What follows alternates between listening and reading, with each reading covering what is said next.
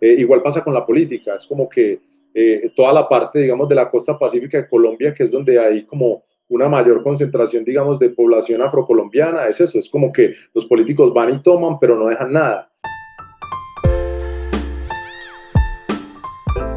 Hablando un poco de lo que es Colombia a estas alturas, ¿no? Que acá muchísimo se ha hablado, te comentaba de que acá decían Peruzuela, vamos a ver Peruzuela. En Chile también hablan de que Chile se va a volver Chilezuela, etcétera. En Colombia, bien, en la época electoral, era parte de la campaña de Duque, era no hagamos de Colombia la próxima Venezuela, ¿no? Paneles gigantescos. ¿Cuál es esa coyuntura? ¿Y cómo describir el estado político del gobierno de Duque en Colombia? Bueno, yo creo que políticamente en este momento estamos llevados, creo que es un gobierno que no tiene credibilidad. Cada vez que hacen esas encuestas, imagínate si hasta los medios publican eso, los propios medios del gobierno publican que cada vez Duque es más impopular. Indiscutiblemente, creo que es un gobierno que gobierna para los ricos, tienen políticas que son muy nocivas con el medio ambiente, con los trabajadores, pues acá quieren hacer fracking, minería, quieren hacer mega minería en páramos, quieren reducir, obviamente, como las horas de trabajo para las personas, pues, y se las quieren vender como que es una solución para que tengan más vida, pero obviamente es como para, obviamente, enriquecer a las grandes compañías y demás.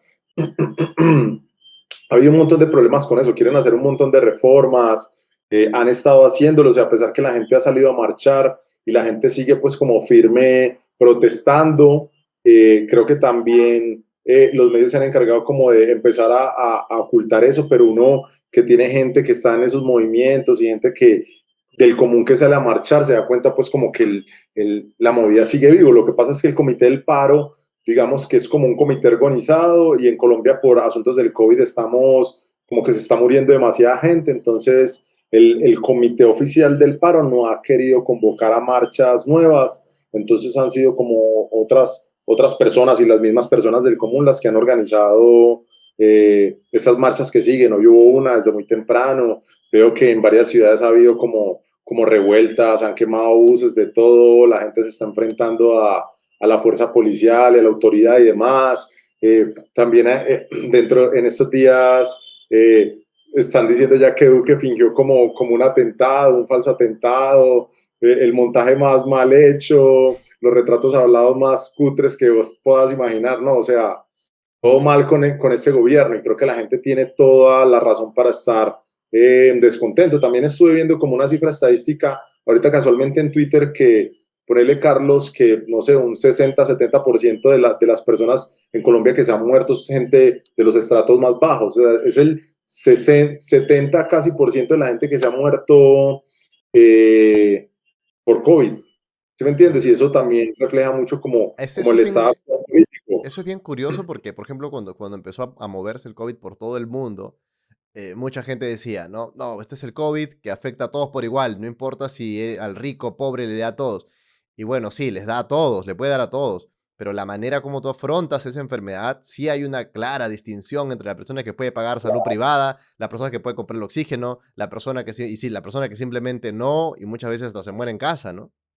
Total, Carlos, sí, y ahí entra algo que es lo más básico, es como las cosas básicas que necesita la persona, como la alimentación. O sea, partamos que eso habla como de una desigualdad muy grande. O sea, eso quiere decir que las personas de los estratos más bajos y las personas empobrecidas en Colombia no se alimentan bien, no tienen acceso a una buena alimentación. O sea, les toca comer. Hay mucha gente que come solamente una vez al día, hay gente que ni come. O sea, la pobreza en Colombia, y estoy seguro que en Latinoamérica, en la mayoría de Latinoamérica, es el mismo retrato. Lo que pasa es que Colombia en particular es bastante segmentada, pues como las diferencias regionales y demás, que a mí me parecen que son una huevonada, pero eso pasa y es una realidad y creo que uno no puede ignorar lo que está pasando o ser indolente o solidarizarse con un gobierno que lleva acá años y años, llevan lo mismo alternándose el poder y creo que el uribismo ha sido como bastante nocivo para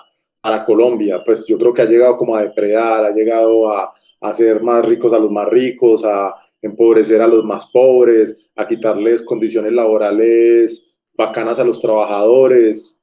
Hablando de eso, Y precisamente te quería preguntar por alguien que un político colombiano que estuvo inmiscuyendo, digamos, las narices un poco por acá, también apoyando a la derecha, que es Pastrana, ¿no? sí, ¿Y qué es, qué es de la vida de Pastrana? ¿Qué nos podría contar un colombiano de Pastrana?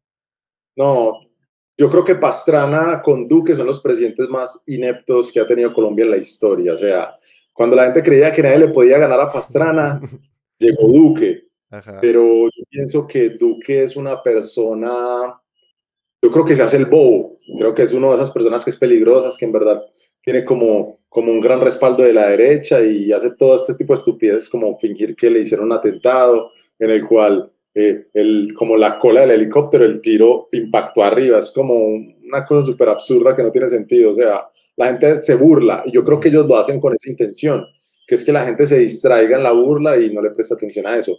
Pero Pastrana fue una persona que intentó un ¿cómo se dice?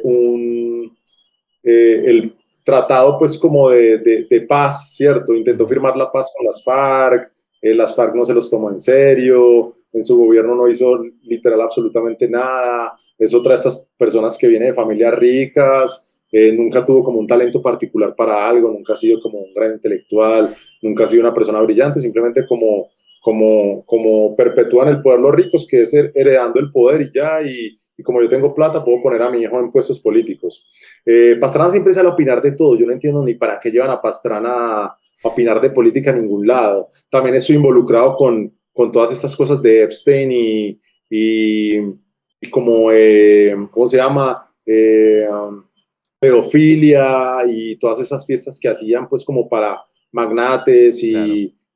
y expresidentes y amigos cercanos pues del O hombre. sea, que O sea, creo que es una... apareció en Perú, ¿no? Atendiendo llamadas y todo, defendiendo también acá literalmente esa derecha que se recicla constantemente, privilegiada, recalcitrante muchas veces.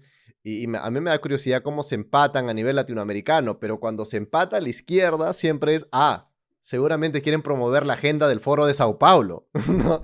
Eso me parece muy gracioso, ¿no? ¿no? El comunismo, van a traer el comunismo acá, etcétera, etcétera.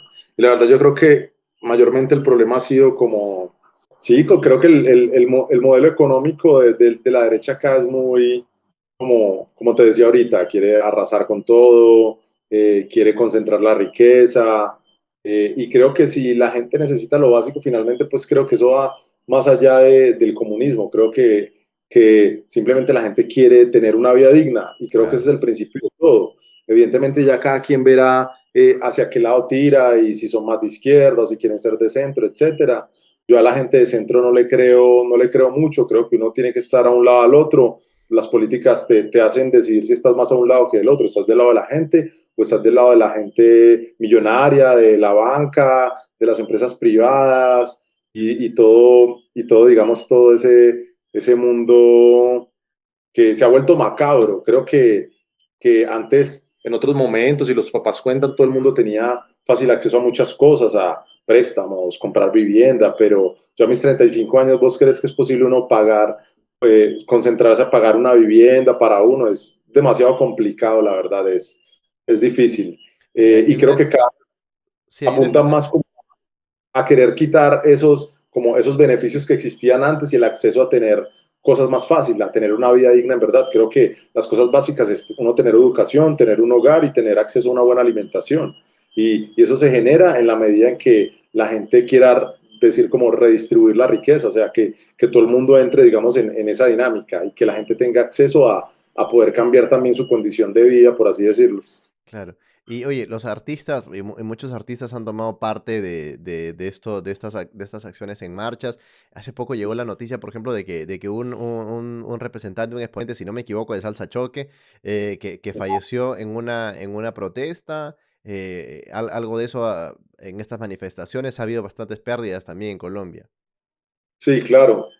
Eso es muy triste. Yo creo que como en Colombia tal vez la ciudad que más ha hecho resistencia ha sido Cali. Ujú. Increíble, o sea, creo que allá hay como un estallido social bastante grande y creo que se han parado por el resto de Colombia y sin discusión han sido como la piedra en el zapato. Sin embargo, pues tampoco uno puede como quitarle mérito a la gente que ha protestado en esas ciudades. En Bogotá también ha sido como la gente dándolo todo. En Ujú. Medellín también ha sido muy sorprendente porque ha sido como mayormente personas jóvenes. Pero en Cali también, digamos, en el caso del artista que mencionas es Junior Hein, que es un cantante de salsa choque y no, pues al lo buscaron y lo mataron. O sea, son órdenes directas y alguien las tiene que dar y alguien tiene que saber dónde se mueven estas personas y quiénes son. O sea, no creo que eso sean personas del común, ni sean como problemas personales como muchas veces querían hacer ver. En el caso, Ujú. por decir, de los líderes sociales, decía, cuando empezaron a matar líderes sociales hace muchos años como que iban de a pocos, tal vez en los 2000, no, esos son líos de faldas, esos son problemas personales, no, eso es un caso aislado, etc., etc., etc., ¿cierto? Y después la gente se empezó a dar cuenta que en verdad eso es sistemático, o sea, hay alguien y tenemos claro que es gente en el gobierno, que es la que se encarga de dar esas órdenes, montar esas investigaciones, averiguar quién es quién y amenazarlos de muerte y demás. Pasa Yo también, creo que pasa, me imagino que a las personas, mira, por ejemplo, esto es una cuestión que alguna vez lo he conversado también con gente de otros países y tal, ¿no? La gente que busca o denuncia este tipo de cosas a veces son tildados, dependiendo del país, terrorista, guerrillero, ¿no? Cualquier persona que está buscando señalar este tipo de actos o denunciando los abusos gubernamentales. sí, no, y lo peor de todo es que también quieren hacer como, lo que te digo, son estallidos sociales naturales, Ujú. gente que siempre ha creído en esto, que eran peladitos y ya han crecido y han formado un criterio. Es a lo que me refiero, que han crecido viendo también la realidad de su barrio, la realidad de sus vecinos, la realidad de sus propios padres, de su madre, de sus abuelos, etcétera. Que es gente que en verdad está muy, muy, muy cansada de la situación. Y ha sido natural, la gente quiere decir como que, no, se está infiltrando X y Y, pues que se va a haber infiltrado otras disidencias de las FARC y demás, ¿no? O sea, son gente combatiendo contra la policía con piedras, con escudos de madera, pelados que están terminando el colegio, estudiantes universitarios, tal vez gente más adulta, pero la mayoría que vos ves van a ser personas y es así, o sea, es balas contra piedras, no más. Y con Claro. una diferencia numérica muy grande, o sea, tienen el SMAT, que están súper protegidos, y estos pelados están con una máscara para los gases cuando mucho, y unos lentes para protegerse y no más. Total, y a veces vemos nuevamente esa fotografía común en este tipo de acciones en Latinoamérica, sobre todo, ¿no? La policía contra su propia gente, ¿no? Es algo que no es ajeno, además, y a mí me parece una de las cosas que me capturó mucho la propuesta artística tuya, como representante del hip hop colombiano, latinoamericano en general. Toda esta coyuntura no es exenta a lo que tú manifiestas. Yo te Sí, decía cuando pactamos esta entrevista, a mí me gustaba muchísimo la producción que tú sacaste el año pasado, La Costa Nostra, para mí uno de los mejores discos que he escuchado el año pasado. De verdad que felicitaciones por eso, aprovecho para decírtelo nuevamente, mi amigo Víctor. Y hay líneas como, por ejemplo, Fuck the Police Mundial como ir a misa, ¿no? Y creo que, imagínate, esto tú lo decías o lo escribías antes de lo que estaba sucediendo ahora, ¿no? O sea, esa constante parece perenne, ¿no? sí, desafortunadamente eso pasa. Creo que la gente no tiene como, como que no es un odio injustificado hacia la policía. Como te digo, en Colombia todas como las fuerzas del Estado están bastante deslegitimizadas. La Ujú. gente no cree en eso. O sea, la policía en estas marchas ha violado mujeres, niñas, en CAIS, a todo tipo de abusos sexuales, de fuerza, de violencia contra la gente. Han estado, la policía y el ejército siempre han estado confabulados con el asesinato de líderes sociales. Aquí extinguieron un partido político que se llamaba la Unión Patriótica, finales de los 80, principios de los 90. O sea, siempre han estado a la mano pues como de ese sistema que quiere acabar con las personas que piensan diferente y como con las personas que en verdad quieren como reivindicar como un proyecto social que en verdad cambia a Colombia. Y creo que es un sentimiento mutuo. Yo creo que eso también lo saben gente de todas las esferas. La policía es corrupta. O sea, cuando la policía no pasaban estas cosas, la policía hace parte de extorsionar gente. Si si te hace falta X o Y papel, te piden para que te piden cierta plata, entonces les gustan los sobornos, etcétera. No creo que eso es simplemente como un cliché del rap. Creo que todo el mundo vive esa realidad con la policía y más en Latinoamérica. Así es. Otra de las líneas que me llamaba mucho la atención es, hay una parte donde tú dices, no, me cansé de que por ser negro me paren para una requisa. A mí me llama la atención porque, a ver, cualquiera que ha estado visitado por ahí, alguna vez ha tenido la oportunidad, el placer de visitar Colombia, la población afrocolombiana es grande en Colombia, es importante. Sin embargo, por ejemplo, hablabas tú en el entorno político colombiano, en los exponentes, parece una esfera bloqueada para la población afrocolombiana, donde su participación es realmente bien corta, digamos, en comparación a lo que podría ser la diversidad del país, no se refleja en la esfera, digamos, política dirigencial del país, ¿no? Sí, eso es bastante complicado. Y creo que hay cosas como a nivel como de proyectos culturales afrocolombianos, hay cosas bastante interesantes. Yo creo que muchas veces, en cuanto al artístico, te voy a hablar primero, como que Ujú. no se les da visibilidad porque creo que existe como toda una mafia alrededor de la música y ahorita pues como que podemos ahondar en eso. Creo Sí, que también en este momento como que la gente, y creo que es algo global, creo que las personas están extrayendo todo como de, de cosas que los afros han creado alrededor del mundo, sacan ese provecho, ¿cierto? Como que explotan eso, pero no los hacen tampoco como partícipes de, digamos, de los beneficios que trae la explotación cultural de los afro. total. Eso es Eh, alucinante, ¿no? Pero es bien sí, marcado. increíble eso cuando mucho tú verás que en Estados Unidos y el rap, porque el rap digamos que es algo afro 100% y allá se vive eso más que nadie. Y no hay, y los mejores raperos son afro en Estados Unidos, son negros y eso no tiene discusión.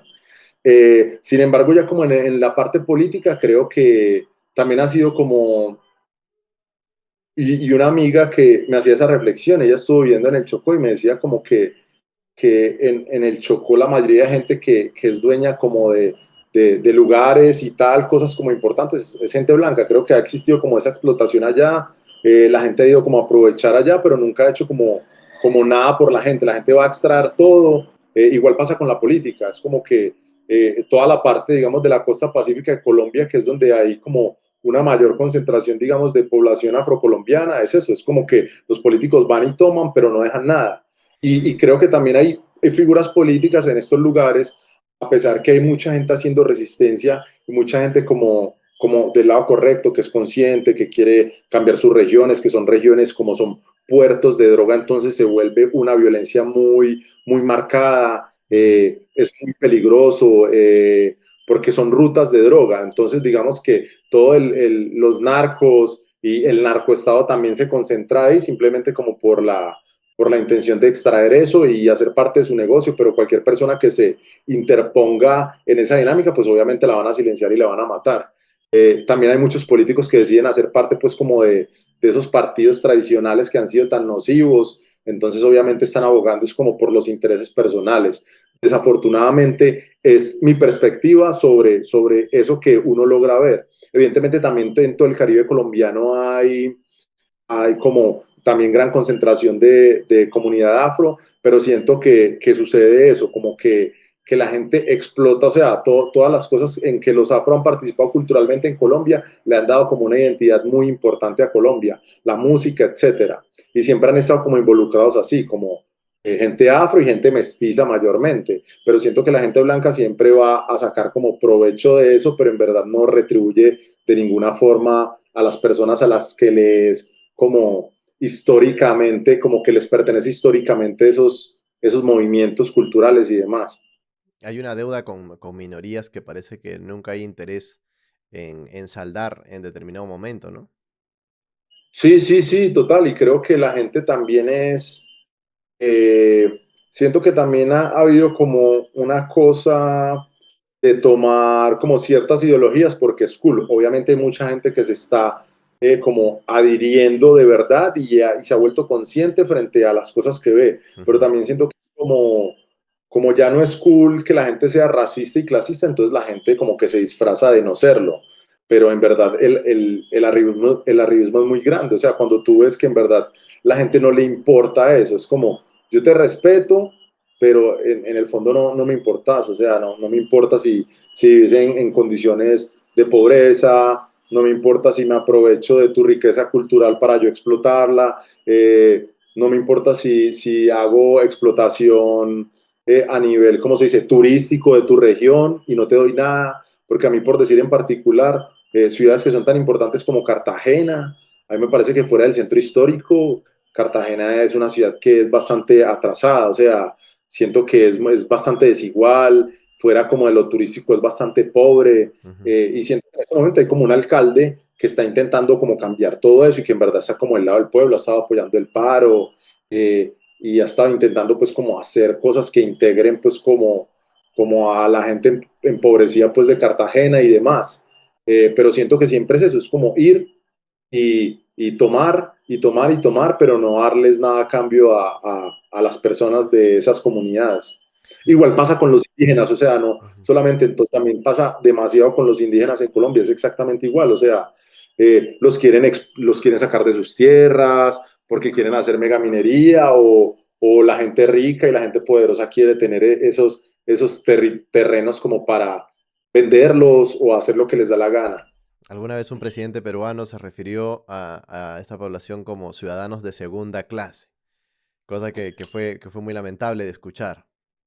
Ah, sí, ¿no? Y aquí también, acá hay una política que se llama Paloma Valencia, también de familia política de siempre, y a ella se le ocurrió la maravillosa idea de por qué pues no encerraban a los indígenas allá en su zona y que hicieran una malla y que ellos estuvieran allá y que no intervinieran en ningún otro asunto político ni social en Colombia, Wow, etcétera. O sea, esas personas viven, yo no sé, en la época feudal tal vez, por claro. ello les encantaría tener esclavos En y una creo que época, no sé, de virreinato, ¿no? Parece que hay una herencia colonial que nunca se fue, ¿no? sí, sí, sí, completamente. Y como te digo, son familias que toda la vida han sido ricas desde esos orígenes, Ujú. ¿cierto? Desde los tiempos coloniales hasta el tiempo presente. Y yo sé que ellos se vanaglorian de eso, pues. Eh, y por eso, pues, por eso responden como al tipo de partidos políticos que son del Partido Conservador, son de partidos de ultraderecha, así como el Centro Democrático, que es el partido de Uribe, también hay gente del partido de la U, demás, pero son personas que tienen como ese pensamiento, la verdad. Víctor, tú eres de la localidad de Turbo.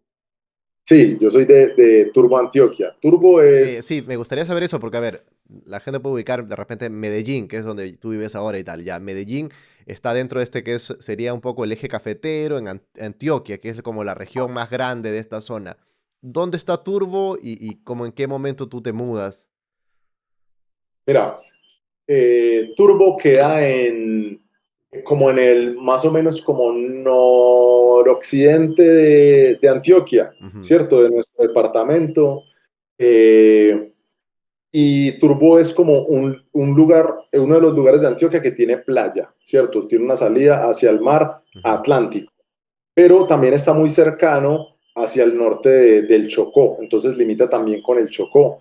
Entonces yo Ujú. siento que Turbo tiene más como esa onda de, de, como de Caribe y Pacífico, ¿cierto? Como afro mayormente, porque también hay mucha población afro, también hay mucho mestizaje y demás, pero tiene como ese ambiente, tal vez como Caribe y algo de Pacífico y chocuano también. Creo Ujú. que mucha gente migra porque Turbo es un pueblo grande. De hecho, y había escuchado como que tal vez Turbo en esa parte del Urabá es el pueblo que más vota, o sea, que más concentra votación y demás. Buen nombre Yo además, viví en Turbo. Turbo, sí. Ujú. Sí, antes, yo no me recuerdo el nombre, cómo era antes Turbo, bueno, no recuerdo, tenía otro nombre hace muchos años, hace un siglo, no sé. Claro. Eh, bueno, Turbo, yo viví en Turbo hasta más o menos los 5 años.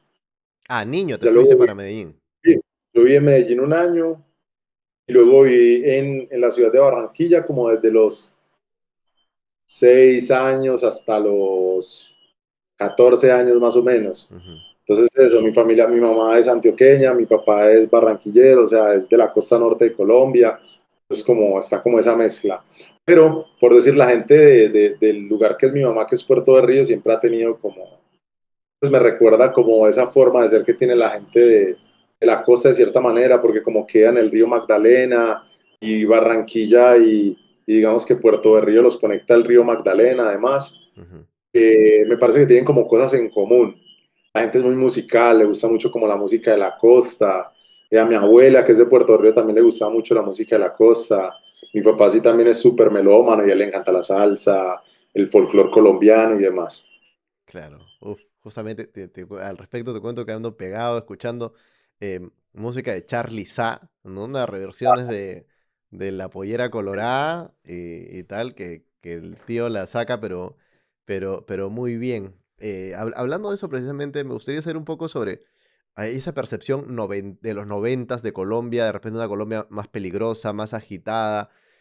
¿Tú distingues un poco de eso? Mira, tú vives en Medellín y yo tengo amigos allá que ellos me decían, por ejemplo, tengo una amiga que hacía Uber allá, ¿ya? Y a veces va al aeropuerto y tal, y me dice, no hay nada que me rompa más la cabeza que se suba un gringo a imitar a Pablo Escobar, que me dice eso me pasa al menos una vez al día, ¿no? Ese tipo de cosas.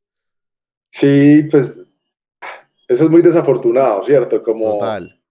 el narcoturismo, pero pues no sé, yo creo que cada quien, hay de todo. Y yo creo que la verdad la mayoría de extranjeros que vienen a Colombia no están interesados en eso. Ujú. Eh, Tal vez siento que eso es más como un culto que hay en los gringos frente a eso, pues. Y también digamos que el rap gringo vanagloriado mucho pues como a Pablo Escobar y demás. Pero pues porque ellos no entienden, ellos tienen una visión limitada, ellos habrán visto, no sé, documentales que veían en Nat Geo niños o cosas en Discovery, o uno buscar quién ha sido el narco más importante del mundo y te va a aparecer Pablo Escobar, pues lo voy a mencionar, pero la gente no entiende pues como el contexto social de eso.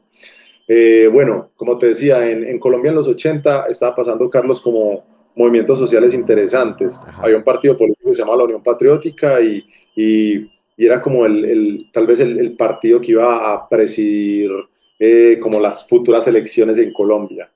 Tenían como equipazo gente intelectuales, gente súper tesa, eh, también había gente como que se había desmovilizado de guerrillas y demás, del M-19, ta, ta, ta y como que apostaban como a lo que te digo, a un proyecto como social de Colombia muy interesante. Ujú. Entonces ya veían como que se avecinaba, digamos, como el comunismo a Colombia, ¿sí o no? Ajá. Eh, Simplemente era como un cambio social importante, porque pues si Colombia es desigual ahora, en esa época tal vez era mucho más desigual también, Ujú. y antes no tenía acceso a la información, entonces la gente no sabía qué hacer y la gente se agrupaba como podía. A ese partido lo radicaron, y lo erradicaron tal vez cuando la guerrilla estaba empezando a coger fuerza y estaba teniendo muchos simpatizantes, pues aparece como la figura del paramilitarismo, que también es como era como tal vez que la fuerza armada de los ricos y los ganaderos y demás que sufrían extorsiones, secuestros y demás por la guerrilla, entonces ellos crean esos paramilitares Ujú. y también son ayudados por el Estado y demás. eh, y en los 90 ya como que Colombia el paramilitarismo empieza a suceder y empiezan a haber cualquier cantidad de masacres y de todo, pero la gente todavía no entendía bien qué era eso. Yo creo que la gente viene como a comprender, el colombiano promedio empieza a entender como qué es el paramilitarismo a finales de los 90 y principios de los 2000, pero fue una época muy violenta. Eh, También había pues como muchos enfrentamientos de guerrilla contra esta nueva fuerza que aparecía, eh, el gobierno colombiano y demás, ya eran tres actores ahí como Involucrados, en medio claro. de esta violencia, sí, creando todo este caos.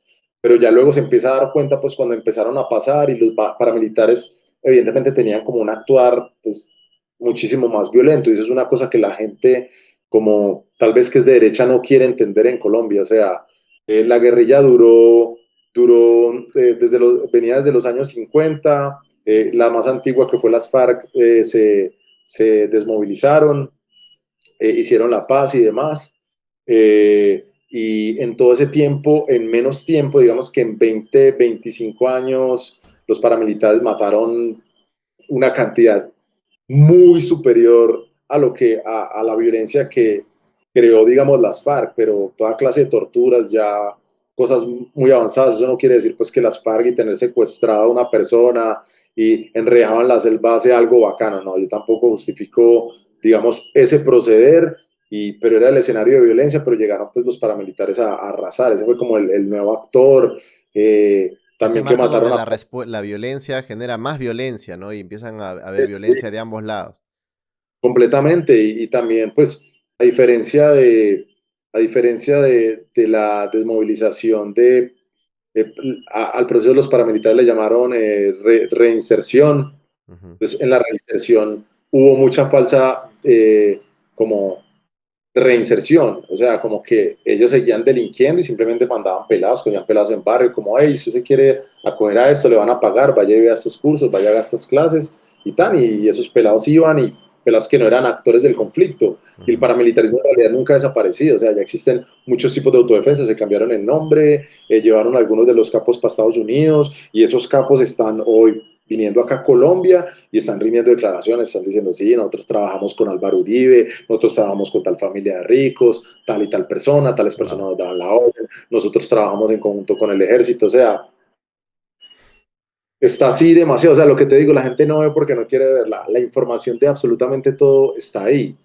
Eh, y a diferencia, al menos de las FARC, obviamente hay personas que decidieron no hacer ese proceso de firmar la paz, ¿cierto? Que es un porcentaje muy pequeño, pero la gran mayoría, digamos, como de cabezas visibles, hicieron la paz y están ejerciendo la política, intentando como aportar a Colombia desde un proyecto político. Entiendo que la gente no los quiera, que la gente tenga estigmas sobre estas personas, pero al menos creo que están intentando construir y también como cambiar las cosas, cosa que a mí me parece que el paramilitarismo no es un proyecto político, es un proyecto que defiende la riqueza de las personas más poderosas de Colombia. Finalmente es eso y ya. O sea, no hay una ideología política ahí, es intereses económicos y no más, es el dinero por el dinero.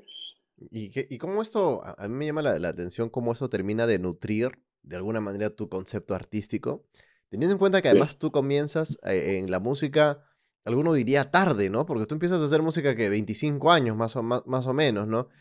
sí, Hay otros que empiezan, qué sé yo, hoy día hay chicos que empiezan con 12, no tienen ni mayoría de edad y ya están haciendo música. Entonces, y por otro lado, si eras muy consciente del entorno, de lo que sucedía en tu entorno, tú estudiaste diseño gráfico, de repente alejado de esto y termina metiéndote a la música y demás, alimentando tu discurso artístico con todo este entorno, ¿no? sí, sí. Eh, en particular, mi historia, o sea, yo ya hacía música antes de los 25 y yo como desde los 17 años Ujú. estaba como sumergido en la escena como hardcore de Medellín. O sea, yo era muy aficionado al hardcore y yo entendí Pero como como mucho. músico, digamos cantante, instrumentista. Sí, yo era vocalista de hardcore, pues yo gritaba y todo así, No, tocaba de verdad música, no jodas. O sea, de una banda tipo Bane, una cosa así. más pesado que Bane, pero pues nosotros llegamos a tocar con Bane y todo acá en Medellín y demás. Sí, claro, y una de las Eh, canciones, que es Ese fue la mejor noche de tu vida, según una de las canciones. Sí, sí, sí, definitivamente. Eso fue bacano porque en particular así una historia rápida con Bane. Bane llegó como en un momento que recién había sacado un álbum y creo que pocas veces en Colombia habían llegado bandas de hardcore a tocar, a respaldar como un álbum reciente, el cual la gente estuviera escuchando en el momento perfecto. Ujú, Porque siento que ahora Colombia se ha abierto mucho culturalmente. Obviamente antes la gente no venía porque Colombia tenía fama de ser un país muy violento. ujú. Entonces la gente tenía cierto prejuicio y cierto distanciamiento hacia querer acercarse a este país y más pues, viajar en carretera y tal con cualquier cantidad de historias que habían en esa época. Sí, yo hacía eso y por ahí me empezó a interesar también como el lado político, o sea, siento que también habían como personajes que tenían ese interés en el hardcore, porque también es muy de la mano como del punk en Medellín, entonces venía muy, muy como de la mano con esas ideas a las cuales yo soy afín. Entonces, digamos que aunque mi rap no ha sido un rap como netamente político, sí está muy permeado por digamos, como el background que yo he tenido haciendo música. Y finalmente creo que eso es lo bacano del rap, que en el rap es bienvenido todo aquel que quiera ser el mismo y que retrate su realidad tal cual es. Y te digo ya que eso es una de las cosas que más me gusta de la Costa Nostra. ¿Por qué? Porque es un disco donde primero tiene, o sobre todo me gusta que tiene identidad. O sea, puede beber del sonido de la West Coast noventero, puede beber de ese sonido clásico del hip hop, puede beber de esos samples medio funky si quieres, pero tiene identidad. No deja de ser Colombia y cuando lo escuchas es Colombia, es Medellín. Y es una canción que te puede hablar de Uribe, te puede hablar de política, como te puede hablar de Bane, te puede hablar la vivencia de un joven, como te puede hablar de amor, como te puede hablar de soledad, como te puede hablar de desamor. Conjuga un pequeño universo, ¿no? Conjuga ¿qué te digo? Una historia de un joven que tiene, digamos, distintas facetas, ¿no? Porque la persona que está en la política en el día la noche se enamora también y al día siguiente también le pasan otras cosas, es parte de, ¿no? Sí, sí, estoy de acuerdo con eso. Yo creo que como te dije hace un momento, como que en el rap es bienvenido todo aquel como que se retrate con honestidad. Ajá. Y pienso que eso es algo que también lo da el tiempo. Hay gente que es genial y lo va a descubrir muy rápido, ¿cierto? Como que hay raperos que descubren esa forma de retratar su vida y ponerla en palabras de una forma muy fácil. Hay otros como a mí que les ha tomado más tiempo, pero yo creo que ya cuando uno logra la forma de escribir y retratar como todos esos aspectos de la vida de uno, de la forma más, ¿cómo se dice?, sincera posible, creo que ya es un avance muy grande, porque siento que también en la música todos tenemos como unas ciertas referencias y uno se da cuenta que lo que tú valoras de tu referencia no es que tú puedas imitarlo, sino que es esa persona y que es genuina y que no va a haber otro como esa persona. Ujú. Eh, y eso tal vez es lo que le cueste más y creo que tal vez como la tarea más difícil de alguien como rapero, no sentir que se tiene que parecer a alguien para que lo aprueben. Y también creo que el rap tiene esta cosa tan bonita que es que se puede adaptar al slang de cada ciudad, de cada pueblo, a la jerga de cada país, de cada barrio, o sea, eso es lo bacano, como que si uno escucha a alguien de Perú, uno quiere escuchar a la persona usando palabras peruanas, ideas peruanas, referencias peruanas, y eso es lo que ha pasado a uno, o sea, uno muchas veces escuchaba Carlos rap español y uno una cantidad de referencias que uno, bueno, ¿y qué quiere decir esa persona con esto? Le toca uno buscar. Ah, esto es como X persona y uno, ah, ¿quién es? O un rapero peruano, ay, ¿de quién está hablando? Y no le tocaba buscar. Y de esa medida también aprende. Creo que el rap también tiene eso, que es como una fuente de aprendizaje muy grande, que tú lo puedes escuchar desprevenidamente y tal, pero si te pones al detalle, creo que uno encuentra como un túnel a otro mundo. Tal cual, y es parte de esa riqueza, ¿no? A mí me gustaría saber, o sea, a ver, este disco es un disco que viene por un sello independiente, un sello además que has formado tú con tus colegas, Afterclass, y entonces me pregunto, ¿no? Eh, ¿Cómo es esa autogestión, ¿no? En una capital, en una ciudad donde bien, a ver, Colombia, para nadie es secreto, tiene una industria musical de las más poderosas de Latinoamérica probablemente, sobre todo género urbano y tal. ¿Cómo ser el lado B de eso, no? Sí, bueno, eh, yo tengo otra profesión, entonces gran parte de mi profesión como diseñador gráfico me ayuda a gestionar mis proyectos en la música.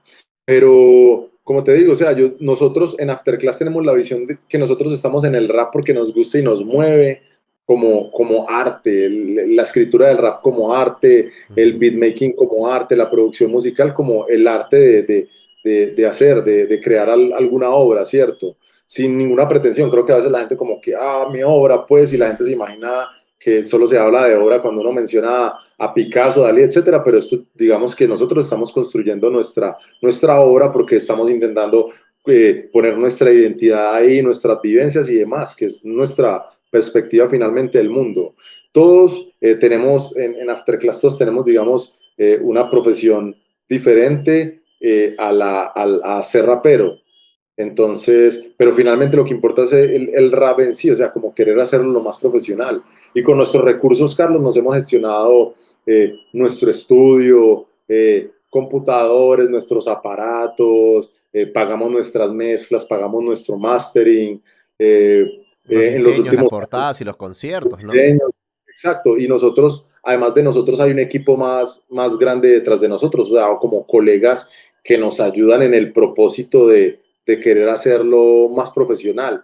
Y creo que en esa medida también se empieza a crear como la industria. No, ya yo pasar de creer que soy el todopoderoso y que lo puedo hacer yo todo solo y empezar a conectar con gente como lo hacemos en Afterclass, que somos Luis Siete Lunes, Macomat, el ruso y yo, y converger en esa idea y en la visión del rap y ayudarnos los unos a los otros en todo. Y creo que ha sido bacano porque como que el movimiento de nuestra música ha sido orgánico y creo que eso es una gran ventaja que tiene el rap colombiano, como que Ujú. la mayoría de los raperos relevantes en Colombia se han dado orgánicamente y hay gente que ha trabajado por años y que ha tenido como esa visión terca y persistente de creer en su producto y no dejarse seducir como por lo que la música comercial dicta, porque es muy fácil, o sea, en Medellín, aparte que todo el mundo quiere ser reggaetonero ya y todo el mundo quiere ser un artista pop y demás, pero yo siento que, o sea, ideológicamente el reggaetón no tiene como como un gran respaldo conceptual, me refiero, o sea, como algo de pensamiento, te puede generar sensaciones, te puede poner alegre, te puede poner feliz, te puede hacer querer bailar, pero yo creo que no, tiene como un impacto de la cultura pop, no como cultural en sí, sino que es cultura pop, es música que suena y que tú escuchas porque la suenan una y mil veces y obviamente es pegajosa, hay Claro. reggaetón que es bueno, hay reggaetón que es malo, como todo en la música, ¿cierto? Pero nosotros estamos, como decías, al otro lado. Entonces nosotros no creemos como en esa forma de hacer música. O sea, nosotros no creemos en pagar payola para sonar en radio. Nosotros queremos que haya diversidad. Nosotros no queremos monopolizar el mercado cultural. Nosotros no vamos a pagar solamente una emisora para que solo suene rap como dicen que hacen los reggaetoneros y en algún artículo que leí, no recuerdo bien si fue en Pacifista, no recuerdo, alguien hablaba como de toda la mecánica de la payola y gente que paga porque suene solo sus amigos y que excluyan Ujú. artistas y que si no es de X o Y lugar no puede sonar, etcétera. Nosotros no creemos en eso, o sea, nosotros en verdad creemos que en el rap, en el hip hop se condensan más cosas, o sea, hasta los grafiteros, están los DJs, están los MCs, los productores, etcétera.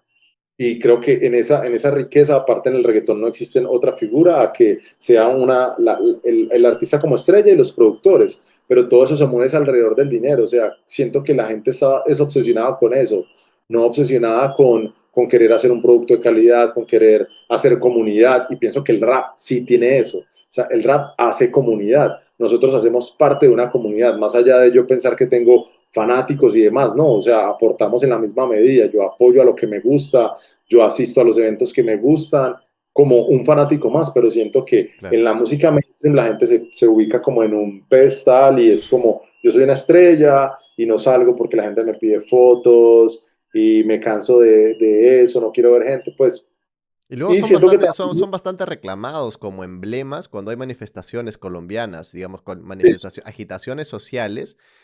Yo lo he visto de colegas tuyos, incluso increpando y reclamando, no sé, a Balvin, a Maluma y a muchos otros, que de alguna manera manifiesten o se muestren del lado de la gente, ¿no?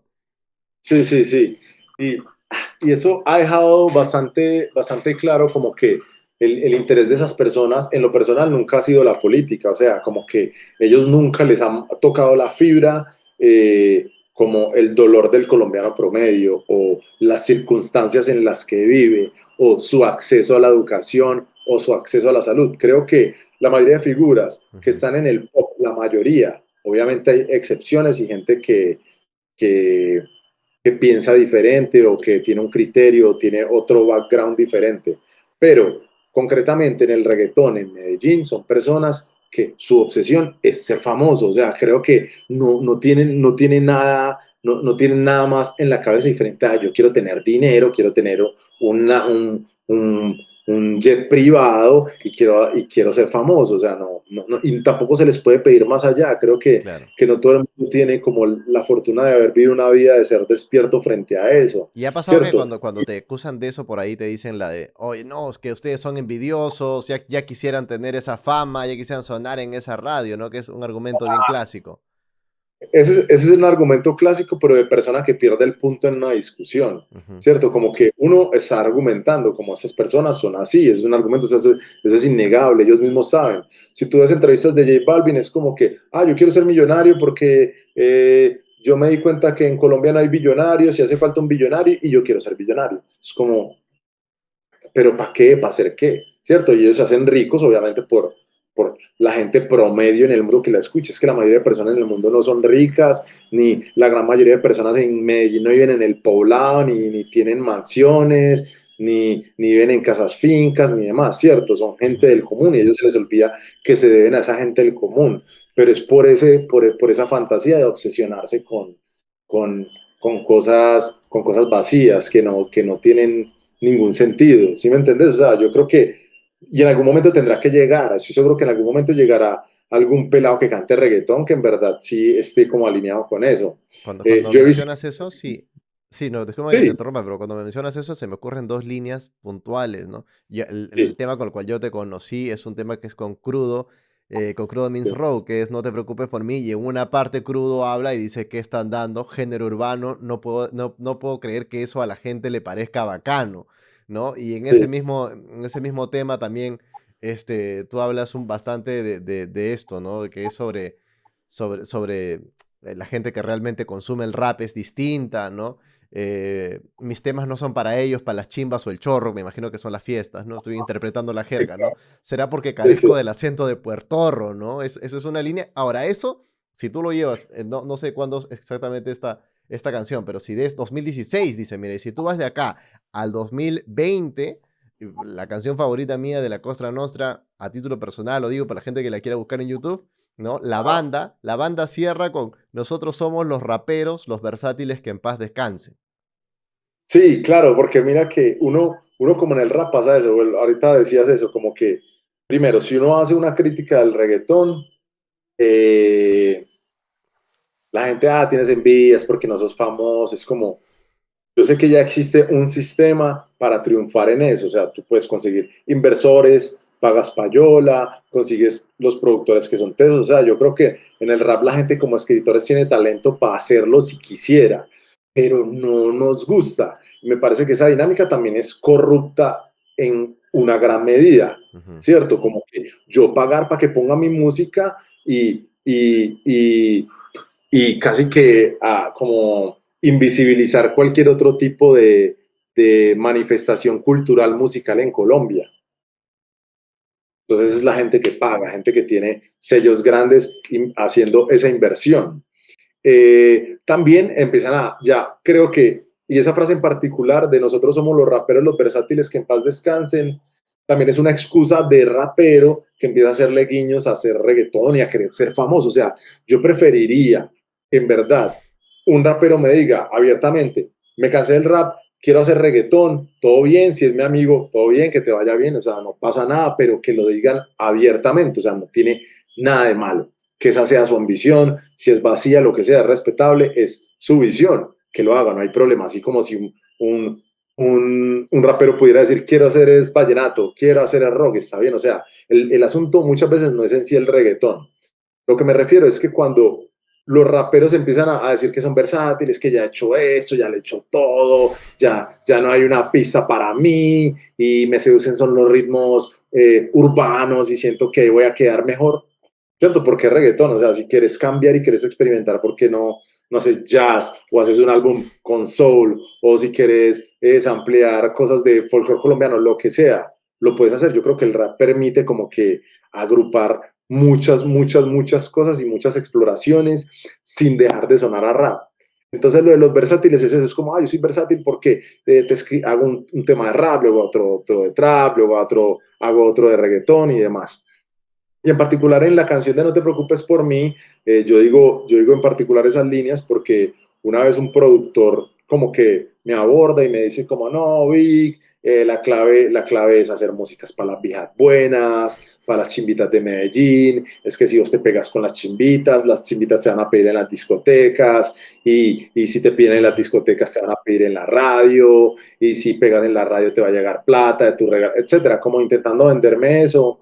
En un momento tal vez como que yo todavía estaba haciendo el disco de, de Ego Tripas, entonces como que, la gente con este discursito, me dio como fastidio y siempre guardé como esa idea de esa persona intentando venderme cómo es que yo iba a triunfar en la música y demás. Ujú. Y nosotros estamos escogiendo eso, o sea, es como el camino largo, hacer las cosas bien, hacer comunidad, pasar de nosotros llevar en un concierto, yo pasar de ver de conciertos del rap de Medellín de amigos míos como los de No Rules y Alcolíricos que empezaron toques de 150, 200, 300, 400, 500, 600, 700. ¿Sí me entiendes? Eso es bacano porque eso quiere decir que en verdad hay algo más allá de simplemente querer ser famoso. Gente que sigue tu música, que le gusta cómo pensás y que quiere ir a verte, a ver lo que escupís en vivo y en directo, cómo lo haces, lo que pensás, etcétera. Y eso es bacano en esa medida. Siento que no es como una transacción fría soy una estrella, yo vine y toqué y me fui. No, nosotros vamos, tocamos, nos parchamos, los que les gusta emborrachar se emborrachan, se vuelven una mierda, lo que sea, celebran, etcétera, ¿cierto? Sí. Creo que esto agrupa una dinámica mucho más diferente y me gusta que sea así, porque si yo quiero ir a bailar reggaetón, Carlos, pues voy a una discoteca, voy con mi novia, con amigos y tal, y bailamos reggaetón y ahí no hay una transacción diferente a querer bailar y tal y demás. Ya, o sea, es eso, finalmente. Ahora que lo mencionabas, no puedo evitar reparar, conociendo ya tu manifestado origen musical en el hardcore y tal, ¿Sí? es cierto que tú estás en la línea de lo que le llaman el straight edge, ¿verdad? Es cierto eso, lo manifiestas. Para la gente que de repente no lo sepa, esto tiene un origen precisamente en el hardcore, pero es Sí, básicamente abstenerse del alcohol, abstenerse de drogas, abstenerse del tabaco, de estupefacientes en general, ¿no? Y precisamente exacto. en la banda el inicio es, ¿no? Una malta para Big Deal, botella de whisky para mis bros. O sea, es indirectamente lo indican, ¿no? Entonces, cuéntame algo de eso. Sí, no, bueno, no, yo di precisamente en el straight edge por el hardcore. Ujú. Yo siempre fui como, cuando yo me vine acá a vivir a Medellín, yo la verdad era como una persona que apenas estaba conociendo y yo tenía pocos amigos. Entonces, internet para mí era como una forma muy interesante de aprender, de conocer, de explorar y demás. Entonces yo a los 15 años buscaba y tan, y me empecé, escuchaba mucho punk y así, ska y demás, y luego me empezó a gustar mucho como el hardcore, Ujú. y como con esa idea veía en un foro que hacía un chileno que se llamaba sudamericahardcore.com, y yo siempre veía como, esta es una banda straight edge Claro, de tal parte. la época de los foros, ¿no? De eso. Sí, claro. Ajá. Sí, como los 2000, principios de los 2000, muchos foros y demás. Entonces yo veía siempre a tal banda straight edge de Argentina, tal banda straight edge de Perú, tal banda. Entonces yo como que yo quiero como ahondar qué es esto. Busqué y me pareció como muy similar al estilo de vida que yo llevaba. Entonces fue como una transición fácil de hacer. Entonces yo soy straight edge desde los 17 años y vuelvo y te digo, o sea, el rap es tan bonito que cabe personas como yo, o sea, todo tipo de personas. No importa, lo que importa muchas veces es como el aporte que la gente quiere hacer, ya a nivel como del rap, como música, también como la originalidad de la gente, o sea, como que la gente no pretenda hacer nada que no es. Y eso es otra cosa que yo tengo, o sea, con músicos que se venden como si fueran estrellas, no concretamente en el reggaetón, pasa en todo, que es como gente que se cree millonaria, como lo tengo que fingir hasta que lo sea, no, acá queremos a la gente tal cual y como es. No importa cuál sea su trabajo, si es profesional o no es profesional. A la larga el rap es sobre rapear. No me importa si hiciste solo hasta la primaria, si tienes 3 títulos universitarios, posgrado, maestría, PhD, etcétera. No, o sea, finalmente es como el contenido que tiene la persona en su cabeza y cómo es capaz de retratarlo. Hay precisamente una de las canciones al respecto, creo que tú lo indicas, ¿no? Uno puede hacer rap y tener un diploma de la U. Ujú. Tú tienes tu carrera como diseñador, y lo indicas también. Y mira, que estoy referenciando muchas veces el disco, porque el disco a estas Sí, alturas es una radiografía tuya. O sea, este disco, uno escucha el disco y el disco sabe qué estudió Víctor, dónde vivió Víctor, de dónde Víctor, qué profesa Víctor, en qué cree Víctor. Teniendo todo esto, algo que se empezó a consolidar, creo que en el Ego Tripas, que es tu disco anterior, y que sí. a diferencia del primer disco, que el 2014 es más un disco exploratorio, es un disco donde vamos a ver cómo le agarramos la mano a esto, ¿no? Pero en estos últimos discos se encuentra una propuesta completamente sólida. ¿A dónde ir de ahí? ¿No? Me llama la atención qué pasa ahora por tu mente en épocas de pandemia que afectaron a todo el mundo y tal. Me imagino que algunas canciones por ahí estás grabando, pretendes de repente unirte a esto de, es el momento de los singles, vamos a darle a los singles porque las distribuidoras, qué sé yo, te piden ahora es single y videoclip, single y videoclip cada 2 meses, o no, tú apuestes nuevamente por otro disco. ¿A dónde ir musicalmente? Bueno, empecemos por lo de Egotripas y vamos hasta acá el tiempo presente. Pero por decir, con Egotripas es eso, era como una búsqueda, como de intentar crear la voz propia. Ujú. Y en esa búsqueda de la voz propia, pues también participan otras personas en el disco, los productores, uno ir, aprender a identificar, que es algo que me parece que es muchas veces complicado en el rap, y es un concepto que uno solo entiende hasta que lo logra descubrir por uno mismo, y es las instrumentales. Yo por decir antes escribía muchas letras y escribía los rapeos de una, ya para Ego Tripas era, iba por un beat y según la sensación que me generara ese beat, escribía la canción. Claro. Y siento que esa es la forma correcta. Yo apunto barras y apunto letras y apunto punchlines y apunto ideas, pero nunca como rimas concretas o versos largos.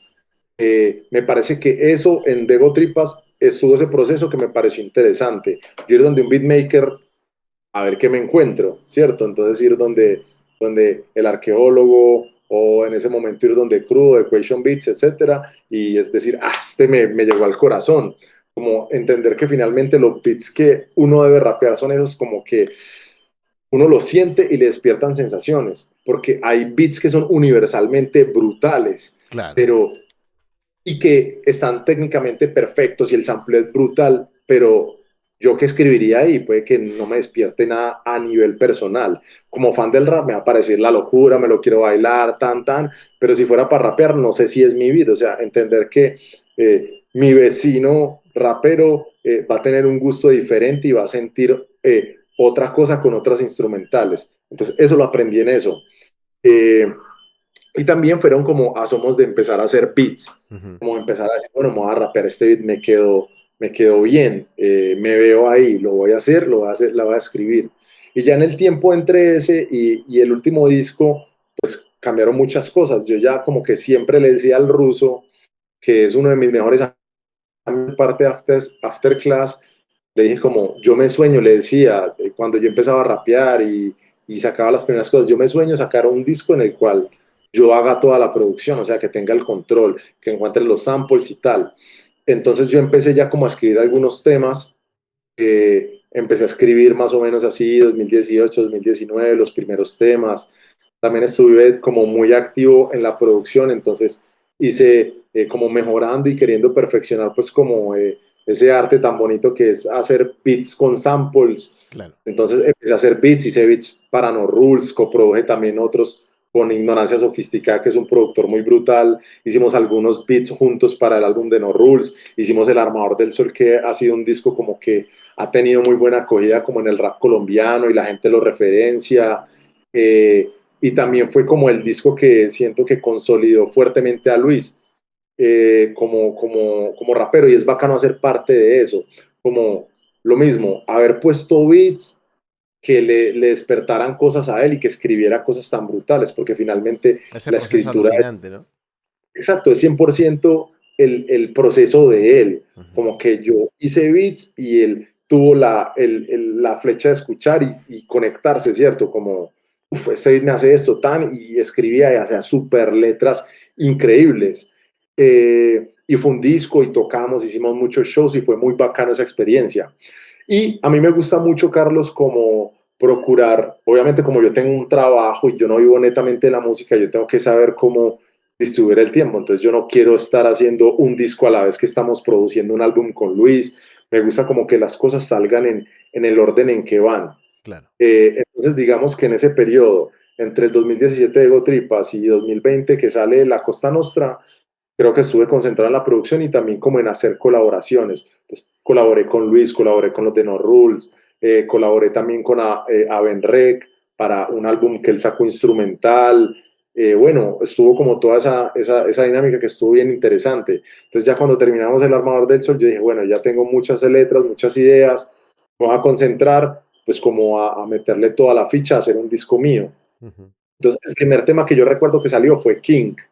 Temazo. Escribí todo el rap de King, primero en un beat en un beat de otro productor, luego encontré otro mío, me gustó, me pareció bacano, empezó a pasar el tiempo y dije, no, voy a cambiar el beat, pero eso lo cambié casi que al final, ya casi a punto de terminar el disco, decía hacer ese cambio. Ajá. Pero paralelamente iba haciendo otras letras. Y como te digo, ese disco condensa como la vivencia 2017-2020, todo tipo de cosas que haya vivido, decepciones amorosas, reflexiones sobre mí mismo, introspectivas, reflexiones también que pueden ser más light, pero que también resuelven en ideas que finalmente pueden ser contundentes, etcétera. O sea, como Ujú. que va desde la superficie hasta lo más profundo de lo que yo pienso y siento. O sea, Eh, King fue el primer tema de este disco.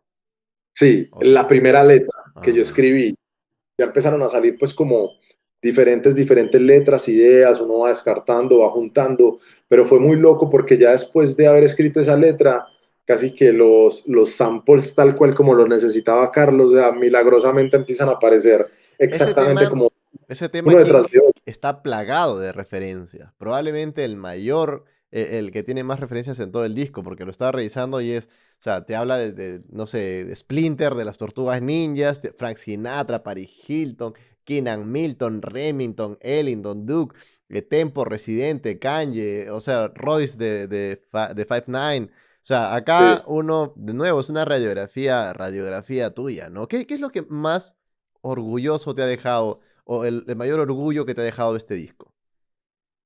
Eh, Carlos, el mayor orgullo que me ha dejado este disco es como la posibilidad de haber tenido el control creativo 100% sobre el producto. Ujú. Creo que de pronto los otros, sé que otros raperos y productores lo entienden, ¿cierto? Como que Sí. pueden entender también ese sentimiento de uno decir como he invertido suficiente tiempo en esto que está dando el resultado como quería, porque siento que a veces en otros momentos cuando uno está amateur se quedan las ideas como a la mitad. Ujú. Eh, También siento que quedan como ideas muy generales sin resolver, pero acá era como te decía, ir al detalle y escoger los samples minuciosamente, tal cual como los quería, tal cual como me los imaginaba, que tuvieran la vibra, que me despertaran eso que yo quería que me despertara para que saliera lo que salía. Ya después el resto y lo que venga después de la autosatisfacción, todo es bienvenido Claro. y es gratitud y estoy muy agradecido pues como con las personas que se conectan con la música, porque también es como haber logrado ser lo suficientemente claro con lo que quiero decir, que no da lugar a dudas y que la gente lo interprete como uno quisiera que lo interpretaran y lo sintieran también como propio, eso es bonito y eso son como de las cosas que uno no, no sabría explicar que lo hacen sentir, como ese sentimiento de gratitud hacia la gente que decide como seguir tu música y sentirla como propia. Así es. Qué fuerte a nivel del plano emocional, lo último que dices. Víctor, ha sido muy amable en acceder a esta charla, en esta conversación. Sabes que conversar contigo del tiempo se pasa volando y en poco tiempo probamos distintos matices, distintos temas y de alguna manera Sí. todo está conectado, ¿no? Y eso me gusta, el artista que es muy consciente de su realidad y que es abrazado por ella y que más bien ella lo impulsa a seguir escribiendo, ¿no? Pero de nuevo, felicitarte por el disco y agradecerte por concederme la charla. No, Carlos, no, gracias a ti nuevamente, de verdad. Me ha gustado mucho el espacio, compartir las entrevistas que son así al detalle, son muy bacanas porque es muy divertido y ameno encontrar gente que le haga a uno preguntas específicas, como que haya entendido la música, se haya tomado la tarea también de estudiar las referencias, Ujú. porque a veces como que eso es una cosa bacana del rap, como que una referencia, uno parece que hace una línea, una referencia que es corta, pero en verdad la idea que engloba esa sola línea es mucho Si te más tuviese que amplia. pedir, si te tuviese que pedir una de las barras que más te acuerdas o de las favoritas tuyas del disco, ¿cuál sería? Uy, eso es difícil. No sé, a mí tal vez de los temas que más me gusta del disco es el rapper del momento, Claro. porque creo que tiene diferentes matices, es como medio melancólico, pero también tiene como ego trip y demás, entonces me parece que es bacano, es como muy íntimo, pero a la vez también muy digamos que como contundente, por así decirlo, en cuanto como a la resolución de las ideas. Buenos visuales también. Sí, eso lo hicieron los amigos míos de Estudio Agite, que son unos diseñadores e ilustradores muy brutales de Medellín, cracks, o sea, son muy cracks. Todo el equipo del trabajo del disco, obviamente también, como bacano darle las gracias. El arte lo hizo mi hermano mayor, hermano de sangre, mismo papá y mamá. Ajá. Eh, los videos los he hecho con Agite, están mis parceros de Rueda Libre. Próximamente van a salir unos con Wolf, un amigo de Panamá, un gran amigo. También vamos a hacer otros de Afterclass con Sysmatic. Entonces, lo que te digo es esta idea de empezar a querer integrar más gente como a lo que en el futuro espero que sea como una industria consolidada del rap y que se ha dado también gracias a grupos de Medellín como No Rules, Alcolíricos, y que tengo la fortuna que sean mis amigos y con quienes comparto gustos y demás, Ignorancia Sofisticada, Avenrec, Teocrim, Yazo, todos ellos que tienen como una visión similar del rap, es bacano como también poder como rodearse de esas personas y también como agradecerles tenerlos cerca como para construir, porque esto finalmente no es solo Afterclass ni yo solo, sino estos que rapean y también los DJs, La gente. toda la gente, los asistentes a los shows y demás. Desde ya te digo que Nada, Carlos. cuando quieras que esto siga creciendo, en Perú también tienes acá brazo amigo, así que en eso estamos. Sí, Carlos, no, gracias de verdad. Esperamos nosotros en algún momento, cuando ya pase toda esta pandemia, poder tocar en otros países. Nos encantaría, la verdad. Tenemos como esa deuda con nosotros mismos Sí. en Afterclass. Fantaseamos mucho como con el hecho de trabajar duro para poder llegar a otros lados, pues como al menos ir a abrir puertas de a pocos. Así es, mi hermano. Un abrazo grande y espero que estés muy bien. Vale, Carlos, muchas gracias. Que estés muy bien y nada, gracias nuevamente, hermano.